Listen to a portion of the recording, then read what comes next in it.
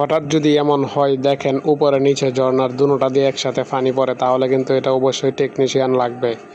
এটা আপনি চাইলেও সহজেই সমাধান করতে পারবেন না। এখানে একটা লিভার দেখতেছেন, এই লিভারে হচ্ছে সব প্রোগ্রাম।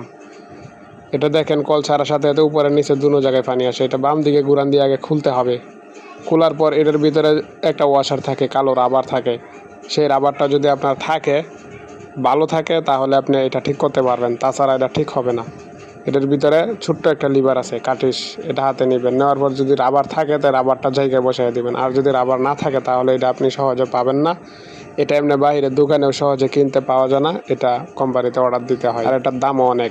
ফ্যান লাইট কিভাবে রিমোট কন্ট্রোল করতে হয় সেই ভিডিও আসবে রাতে। যাই হোক, বকবক করে লাভ নাই। এটা ঠিক হয়েছে, আপনার কিছুদিন চলবো, কিন্তু এটা চেঞ্জ করাই উত্তম। আর যারা এটা পাবেন না অথবা সমস্যা আছে, তারা অবশ্যই স্যানিটারি মিস্ত্রি ডাক দিবেন। তারা এটা সহজেই সংগ্রহ করতে পারে, কোম্পানির সাথে হাত থাকে, তাই তাদেরকে কোম্পানি দেয়।